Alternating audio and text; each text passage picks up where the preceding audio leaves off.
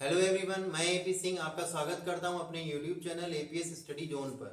तो आज हम आपके लिए साइंस का एक नया टॉपिक लेकर आए हैं जिसका नाम है जीवन की उत्पत्ति।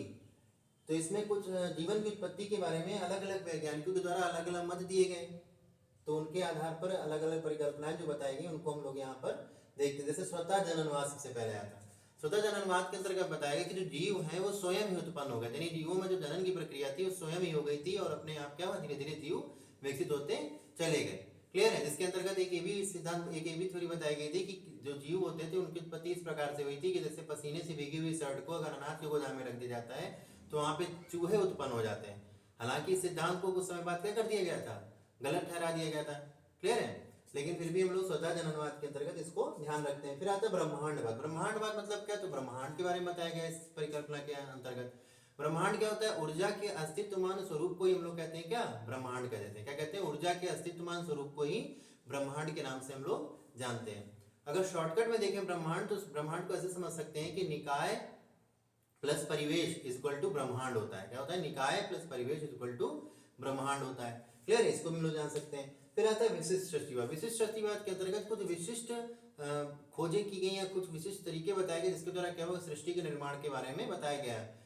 क्लियर है, तो उसको हम लोग विशिष्ट सृष्टिवाद के अंतर्गत रखते हैं।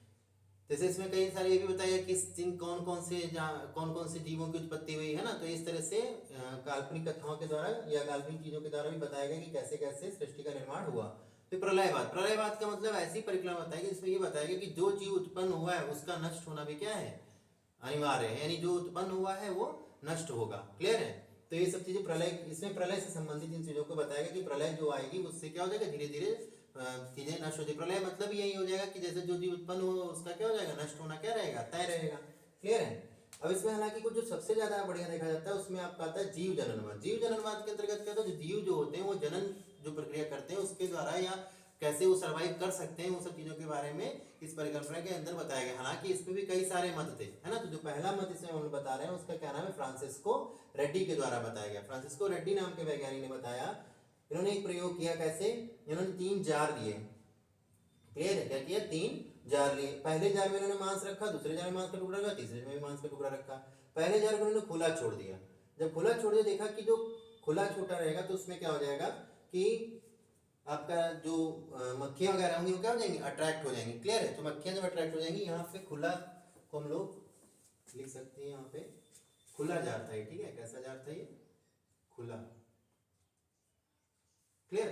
तो खुला जार जो था यहाँ पर, उसमें क्या हो जाएगा कि मक्खियां क्या हो जाएंगी कि अट्रैक्ट हो जाएंगी। क्लियर। जब मक्खियां अट्रैक्ट हो जाएंगी तो क्या हो जाएगा, आपका अंदर की तरफ चली जाएंगी और उसको जाकर के क्या करेंगी, सेवन कर लेंगी चीजों का। दूसरे जार में उन्होंने क्या रखा, और अट्रैक्ट क्यों, क्योंकि खुला था तो महक भी जा रही थी और दिख रहा था मक्खियों को डायरेक्ट, है ना, तो उन्होंने क्या किया, उसका सेवन कर लिया। दूसरे में क्या है कि मलमल का कपड़ा बांध दिया उसके मुंह पर जार के। ठीक है, अंदर मांस का टुकड़ा रखा। लेकिन कपड़ा बांधने से क्या हो गया कि जो गंध होती है उस मांस की टुकड़े की वो क्या होगी, बाहर निकल रही थी। जब गंध बाहर निकल रही थी तो मक्खियां अट्रैक्ट हो गई, लेकिन अब वो मुंह पर कपड़ा बांधा था तो मक्खियां अंदर जा नहीं पाई। ठीक है। लेकिन ये था कि उस कपड़े के चारों तरफ क्या हो गई, मक्खियां एकत्रित हो गई। ठीक है, इकट्ठा हो गई। फिर तो इससे पता चला कि गंध जो हो रही थी वो बाहर की तरफ निकल रही थी और गंध की तरफ आकर्षित होकर के मक्खियां वहां पर आई थी। तीसरे जार में क्या, उन्होंने पार्चमेंट पेपर लगा दिया। मांस का टुकड़ा तो अंदर रखा, लेकिन पार्चमेंट पेपर लगा दिया उसके मुंह पर जार के। तो जब पार्चमेंट पेपर लगे तो उससे क्या होगा, गंध बाहर नहीं जा पाई, ना गंध जा पाई। ठीक है, और वो दिख तो रहा ही नहीं था। तो क्या हो गया कि जो वो थे आपके क्या कहते हैं, मक्खियां वगैरह थी, इंसेक्ट वगैरह थे, वो उसकी तरफ आकर्षित ही नहीं हुए। क्लियर है। तो ये चीज ध्यान रखेंगे। इससे ही पता चला क्या कि जो कोई भी इंसेक्ट या मक्खियां वगैरह होती है, जब किसी खाद्य पदार्थ की तरफ देख लेती है, उसकी जो गंध की होती है उसको उसकी तरफ अट्रैक्ट होकर क्या होती है, उसकी तरफ जाती है ना। तो इसके थ्रू क्या हो जाता है कि वो अपना सर्वाइवल वहां पर करती हैं। फिर तो ये जो बताया था फ्रांसिस्को रेड्डी ने बताया। लुई पाश्चर ने क्या बताया, लुई पाश्चर ने क्या कि एक हंस के आकार की गर्दन वाली एक वो लिया, फ्लास्क लिया। इसको पहले क्या किया, एक बर्नर रखा, बर्नर के यहाँ पे आपका एक स्टैंड रखा। ठीक है, और स्टैंड के ऊपर आपका वायर गॉस रखी, वायर गॉस के ऊपर क्या रखा, हंस के आकार की गर्दन वाली या एस के आकार की गर्दन वाली क्या रखी, कांच का फ्लास्क रखा है, नली रखी इसमें लगा करके। ठीक है, फ्लास्क की है ये। फिर इसमें क्या हो जाएगा, बर्नर को जब जलाया तो क्या हुआ, इसमें जो रखा हुआ ये ईस्ट हुआ एवं शर्करा जो विलयन था ये क्या होने लगा, गर्म होने लगा। जब गर्म होने लगा तो पता नली से क्या निकलेगी, भाप निकलेगी। क्लियर है। तो जब उन्होंने थोड़ी देर गर्म कर लिया किस विलयन को, ईस्ट एम शर्करा युक्त विलयन को, तो उसको उठा के अलग रख दिया, उस फ्लास्क को जो ऐसे आकार की गर्दन वाला था उसको अलग रख लिया। अब क्या हो गया इसमें, जब फ्लास्क को अलग रखा तो क्या हुआ, देखा कि इसमें जो भाप निकल रही थी उसमें क्या लगा, आगे रुई की डाट लगा दी, रुई को ऐसे रोल किया और क्या किया, इसके छिद्र पर लगा दिया, यानी कि जब अब यहाँ से भाप निकल रही है तो उसको कई दिनों तो क्या होगा, रखे रहने दे, क्योंकि शुरुआत में देखिए जीवाणु देखिए क्या है, अनुपस्थित, अभी कोई जीवाणु वगैरह इसमें नहीं, क्योंकि गर्म है, ठीक है। जब कई दिन बीत गए तो क्या हुआ, इन्होंने क्या किया, इसकी गर्दन यहाँ से ऐसे तोड़ दी, नली जो थी आगे की तोड़ दी, तो कुछ इस प्रकार दिखने लगी। तो देखा क्या, जब ऊपर से वायु जाने लगी तो देखा यहाँ जीवाणु उत्पन्न हो गए, ठीक है। जो जैसे ही खुला वाला एरिया था तो अंदर क्या हो गया, यहाँ पर जीवाणु उत्पन्न हो गए।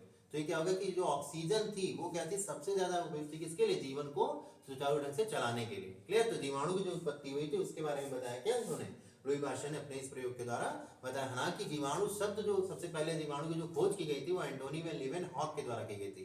और लुई पाश्चर के से नाम से ही आपको एक चीज ध्यान आती है, पाश्चरीकरण एक प्रक्रिया होती थी। तो पाश्चरीकरण में क्या होता था, दूध को अगर 60 से 70 डिग्री सेल्सियस पर करीब 6 मिनट के आसपास या कुछ सेकंड कुछ टाइम तक रख देते हैं, 2-3 मिनट या 6 मिनट ऐसे लगभग में रख देते हैं, ठीक है। कहीं के अलग अलग दिया रहता है, किसी बुक्स टू बुक्स वेरी करता रहता है ना, जैसे किसी में 6 मिनट दिया रहता है ना, किसी में 10 मिनट दिया रहता है। तो लगभग में आपको ये ध्यान रखना है कि 60 से 70 डिग्री सेल्सियस टेम्परेचर जो ध्यान रखना है ना, ऐसे टेम्परेचर पे गर्म कर देते हैं और उसके फलस्वरूप जो दूध के जो बैक्टीरिया वगैरह होते हैं वो नष्ट हो जाते हैं। तो इस प्रक्रिया को हम लोग क्या कह देते हैं, पाश्चरीकरण कह देते हैं। क्लियर है। वैसे एग्जैक्ट देखा जाए तो लगभग होता है क्या, 60 डिग्री सेल्सियस ताप पर करीब 15 मिनट के आसपास या 12 मिनट के आसपास क्या करते हैं, गर्म कर देते हैं। कहीं 6 मिनट रहता है, कहीं 12 मिनट, ऐसा भी लगभग में रहता है। मेन क्या है कि बैक्टीरिया को नष्ट करने की जो प्रक्रिया थी 60 से 70 डिग्री गर्म करने पर, उसको हम लोग पाश्चरीकरण के नाम से जानते हैं, ठीक है।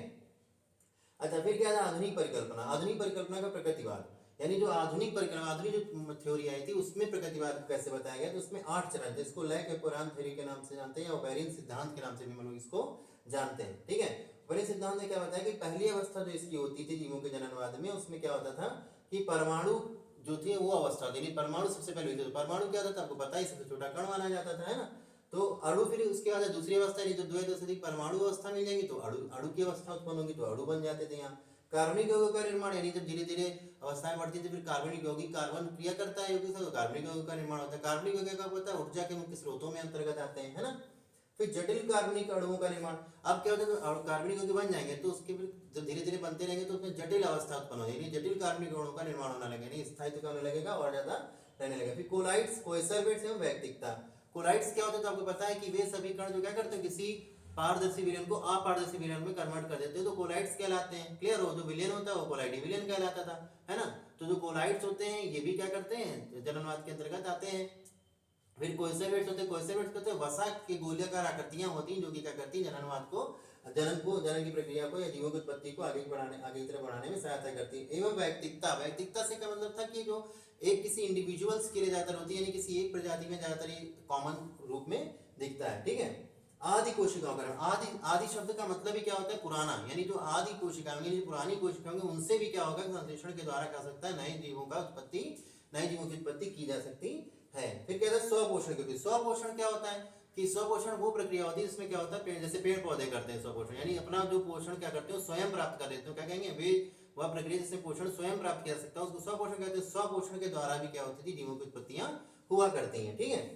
सुकेंद्रीय कोशिकाओं के, सुकेंद्रीय कोशिकाएं जो थी, यानी केंद्रक ऐसा हो जो कैसा हो, सुव्यवस्थित ढंग से पाया जाता हो कोशिकाओं के भीतर, तो सुकेंद्रीय कोशिकाओं की उपस्थिति के बारे में भी यहाँ पर बताया गया था। क्लियर। कौन से चरण में, तो ये 8 चरण थे आपके, किसके, आधुनिक परिकल्पना का प्रकृतिवाद के अंतर्गत बताया गया, यानी जो आधुनिक रूप से हम परिकल्पना समझते हैं प्रकृतिवाद के बारे में, उसके अंतर्गत ये 8 चरणों के बारे में बताया जाता है, ठीक है। तो चरणों के नाम आप ध्यान रख सकते हैं। पहला क्या था, परमाणु अवस्था, दूसरा अणु अवस्था, तीसरा कार्बनिक यौगिकों का निर्माण, चौथा जटिल कार्बनिक अणुओं का निर्माण, पांचवा कोलाइड्स, कोएसरवेट्स एवं वैयक्तिकता, छठा आदि कोशिकाओं का निर्माण, सातवां स्वपोषण की उत्पत्ति, आठवां सुकेंद्रीय कोशिकाओं की उत्पत्ति। तो ये 8 चरण होते हैं इसके, जो कि बहुत महत्वपूर्ण होते हैं, ठीक है। फिर एक इसमें प्रयोग आता है स्टैनली मिलर का प्रयोग। स्टैनली मिलर ने अपने प्रयोग में क्या किया था, अमीनो अम्लों का संश्लेषण करने के बारे में उन्होंने यहाँ पर बताया था। इन्होंने क्या किया, एक अपरेटस लिया, ठीक है, ये जो उपकरण लिया इन्होंने, इसको पहले देख लेते हैं कि इसमें देखिए यहाँ गोल एक कांच का जार लगा हुआ है जो कि नली इसमें अटैच होती है। ये नली यही देखिए यहाँ पर जाकर के बाहर की तरफ एक मार्ग से जुड़ी होती है जहाँ पे निर्वात की उत्पत्ति की जाती है। फिर ये नली ऊपर जाकर के ऐसे मुड़ करके आती है, बड़े से गोल जार में क्या होती है, जुड़ी होती है। इस गोल जार के अंतर्गत दो तरह के इलेक्ट्रोड होते हैं। इलेक्ट्रोड होंगे तो आपको पता है कैथोड और एनोड होंगे, है ना, प्लस माइनस वहां पे रखे जाएंगे। यहाँ पे तीन तरह की गैसों का मिश्रण होता है, मीथेन, अमोनिया और हाइड्रोजन। किस अनुपात में, 2:1:2 के अनुपात में यहाँ पर ही रहती है। कौन सी गैस है, तो मीथेन, अमोनिया, हाइड्रोजन। अनुपात कितना, तो 2:1:2 के अनुपात में पाई जाती है यहाँ पर। ठीक है, ये जुड़ी होती है संघनित। संघनित का काम क्या होता है कि जो कांच की नलियां वगैरह जुड़ी होती हैं उनको एक निम्न ताप दें, ठंडा ताप दें, ताकि वो चिटके वगैरह ना, ठीक है, चिटक ना सके, इसलिए तो उसमें वहां पर संघनित लगाया, जिसको कंडेंसर के नाम से भी हम लोग जानते हैं। फिर जलवाष्प जो होती है उससे क्रिया करती है और नीचे की तरफ आती है। तीनों कैसे जो क्रिया करती है जलवाष्प के साथ, तो बनाती है कार्बनिक यौगिक। कार्बनिक यौगिक में बहुत सारे यहाँ यौगिक बन सकते हैं, लाइसिन वगैरह बन जाता है ना।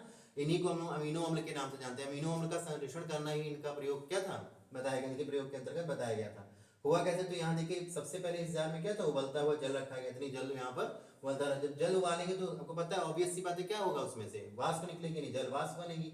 और इसमें देखिए एडिट करने, यानी यहाँ पे डालने के लिए जल को एक यहाँ पर एक निकास द्वार दिया गया, जिसके द्वारा जल को और यहाँ पर हम लोग ऐड कर सकते हैं, डाल सकते हैं। ठीक है, फिर देखिए जलवाष्प ऊपर की तरफ उठती है, जलवाष्प ऊपर की, यहाँ से निर्वात है, तो यहाँ से फिर ऐसे चली जाएगी। जब आएगी जार में इकट्ठा होगी। जार में क्या, पहले तीन आपकी गैसें हैं, कौन कौन सी, मीथेन, अमोनिया और हाइड्रोजन। और यहाँ पे इलेक्ट्रोड भी जैसे स्फुलिंग वगैरह होती है, यानी कि स्पार्किंग वगैरह होती है, जिसके फलस्वरूप क्रिया करती है यहाँ पे सब जलवाष्प और ये तीनों गैसें, जिसके फलस्वरूप और तेजी गर्म हो जाती है। तो आगे तरफ संग्रहित लगा, संग्रहित उस कांच की नली और प्लस उस गैसों को क्या करता है, जो द्रव बन रहा है वहां पे, उसको ठंडा कर देता है। ठीक है, जब ठंडा कर देता है ये, तो क्या बनता था आपका, कि जब ठंडा करेगा इसको तो ये आगे जाकर के कार्बनिक यौगिक बनाए। कार्बनिक यौगिक लाइसिन वगैरह बनते हैं, पता ही आपको।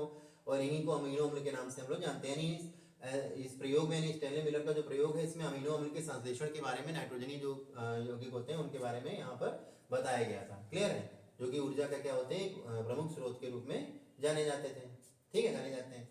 क्लियर है, तो आज मैंने आपको जीवन की उत्पत्ति के बारे में थोड़ा सा जानकारी दी, जिसमें आपका स्वतः जननवाद, ब्रह्मांडवाद, विशिष्ट सृष्टिवाद, प्रलयवाद, है ना, जीव जननवाद के अंदर फ्रांसिस्को रेड्डी का प्रयोग, लुई पाश्चर का प्रयोग, स्टैनले मिलर का प्रयोग, आधुनिक परिकल्पना का प्रकृतिवाद, इन सब चीज़ों के बारे में बताया। ठीक है, तो आज हम आपके लिए साइंस का एक छोटा सा टॉपिक लेकर आए थे, जीवन की उत्पत्ति। आई होप की वीडियो आपको अच्छा लगा होगा। अगर वीडियो आपको अच्छा लगा है तो वीडियो को लाइक कीजिएगा, शेयर कीजिएगा और चैनल को जरूर सब्सक्राइब कर लीजिएगा।